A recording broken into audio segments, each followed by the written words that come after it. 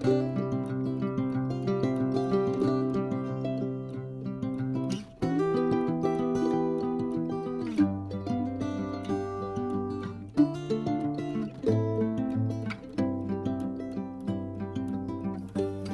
ka-teammates, alam nyo ba, ang gallbladder ay isang maliit na suputan ng apdo na nakikita sa ilalim ng atay. Dito iniimbak ng ating katawan ang ating apdo na kailangan natin sa panlusaw ng pagkain. Minsan, pag nagkakasakit ang ating gallbladder, hindi na ilalabas ang nakaipong apdo sa loob. Ito'y lumalapot at tuluyang nagkukumpulan upang mabuo na parang bato. At pag hindi na ito gumagalaw, binabahayan naman ito ng mikrobyo at nagiging sanhi ng pamamaga o tinatawag nating cholecystitis. Kadalasan ay nararamdaman natin sobrang sakit sa bandang kanan ng ating sikmura. At minsan, may pagkakataon din na may nahuhulog na bato sa may daluyan ng apdo at nagbabarado sa daloy nito. Pag nabaraduhan ng apdo, ito'y bumabalik sa atay at maaring masira ito na sanhi ng pagdami ng apdo sa katawan upang makakita tayo ng paninilaw sa mata at sa balat o sa iba pang parte ng katawan. At pag nangyari ito, kadalasang nangangailangan ng operasyon upang tanggalin ang nagbabaradong bato at yung mga bato doon sa supot ng apdo. Ang paraang ito ay tinatawag na cholecystectomy at bile duct stone extraction o ERCP.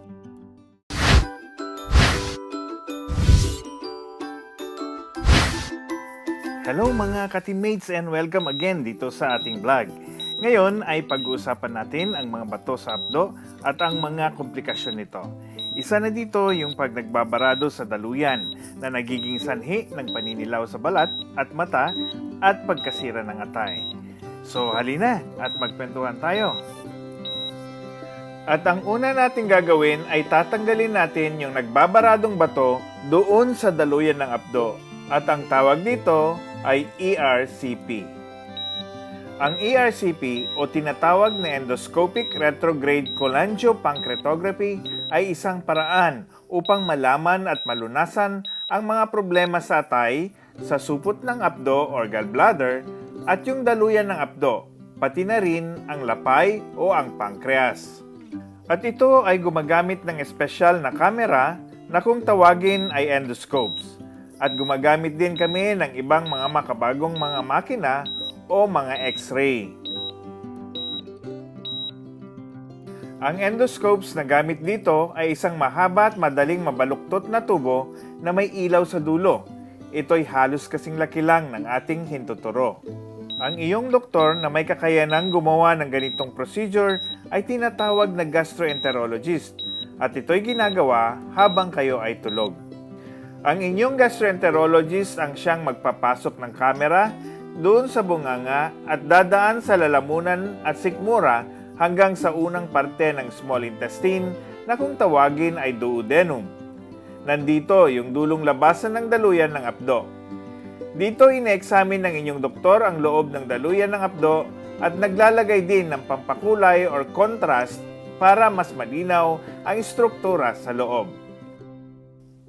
Pag nakaposisyon na ang kamera, isang manipis naman na catheter ang ipapadaan sa kamera at itutulak papunta sa may nakabaradong bato.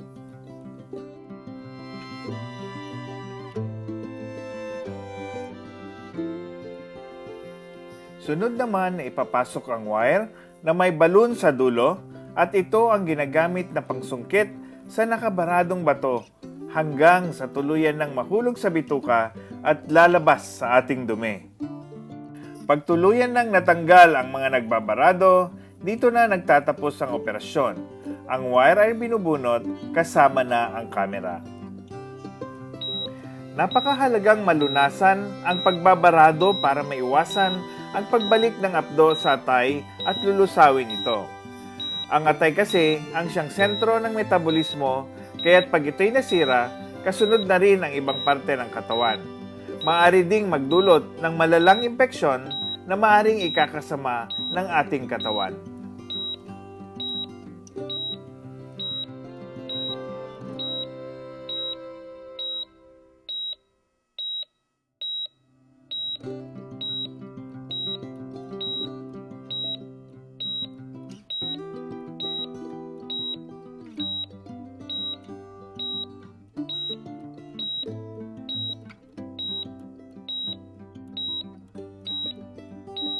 Pagkatapos ng operasyon, ang pasyente ay maaari nang umuwi or ma-admit kung kailangan para maobserbahan sa maaring maging komplikasyon katulad ng pagdudugo, pagkabutas ng bituka o pamamaga ng lapay.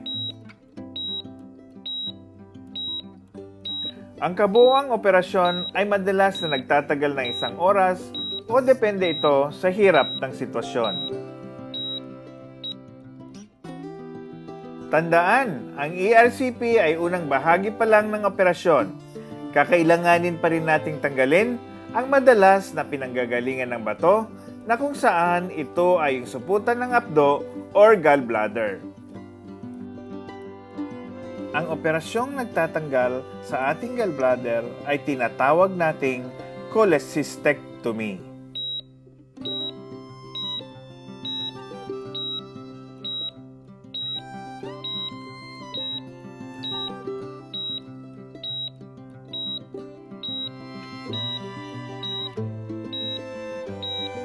Ang laparoscopic cholecystectomy ay gumagamit din ng kamera na kung tawagin ay laparoscope.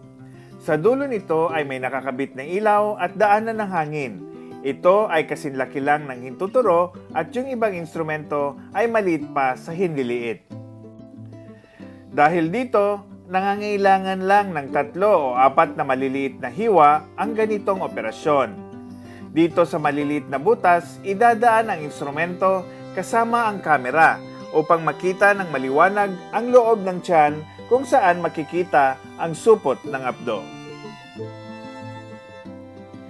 Una ay gagawa ng maliit na butas sa may pusod at dito ipapasok ang kamera. Pagkatapos nito, pinupuno ng hangin ang loob ng tiyan para lumuwag at magkaroon ng espasyo sa operasyon.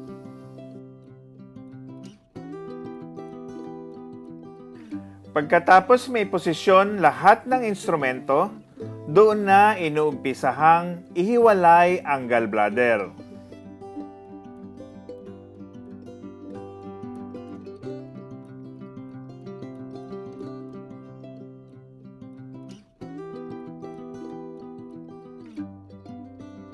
Ang gallbladder ay tinatalian o nilalagyan ng clip at tuluyan na itong pinuputol at ihiwalay.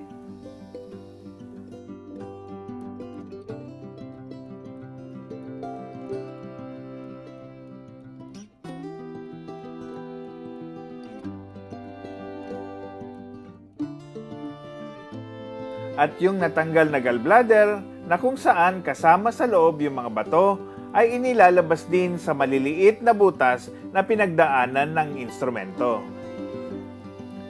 Pagkatapos may labas ang supot, palalabasin naman ang hangin na ibinumba sa loob ng tiyan at paghugot sa mga instrumento at kamera.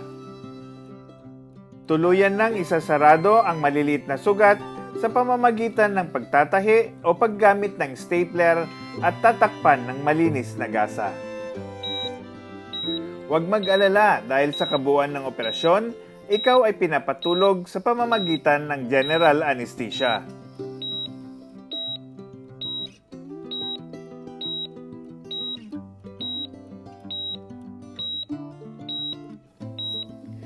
Dito, lilinisin ang balat sa tiyan at tatakpan upang mapanatili ang kalinisan o sterility ng ginagalawan.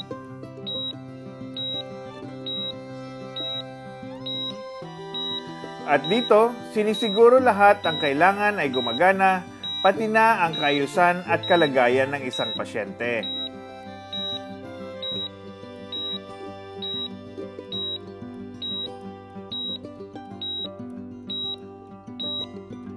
Sa oras na nag-umpisa ang paghiwa ang sorehano, mag-umpisa na rin lahat ang miyembro na babalik sa kani-kanilang mga tungkulin hanggang sa matapos ang operasyon. Ang anesthesiologist naman ay binabantayan ka upang masiguro ang iyong kaligtasan. Yung mga nurses naman ay nagtutulong-tulong upang maisaayos ang operasyon ng matiwasay. At pagkatapos may labas ang apdo, sisiguraduhin muli na ang pasyente ay nasa mabuting kalagayan at tuluyan nang isasarado ang sugat. At ito yung mga bato na natanggal sa loob ng supot ng apdo. Maganda sana kung ang bawat isa nito ay ginto. Siguro, mayaman na tayo. Pero ang laman niyan ay namuong kristal at kolesterol lang. Nasa 1 oras o mahigit ang tinatagal ng operasyon at ito'y nagdedepende pa rin sa hirap ng pagkakataon. Dito, sinisiguro naman ng anesthesiologist na nasa mabuti kang kalagayan bago ka tuluyang gisingin. At dito na nagtatapos ang operasyon. Kaya mga ka-teammates, salamat sa pagsama ninyo sa amin at sana'y nakapagbigay kami ng konting kaalaman. At kung nagustuhan ninyo ang napag-usapan natin, sana makapag-subscribe kayo sa channel na ito. At kung gustong malaman kung ano ang susunod na kwentuhan, i-click mo yung kampana at mag-comment ka kung may nais kang ibahagi. Pwede mo ding i-share ito sa mga kaibigan mo, mga ka-teammates. Ito po ang inyong siruhano na laging nagsasabi, magastos ang magkasakit. Laging alagaan ang sarili because your body is your responsibility. Mag-ingat sana tayong lahat at naway malagpasan na natin ang pandemya upang tayo'y maluwag ng magkita-kita. So between now and then, see you next!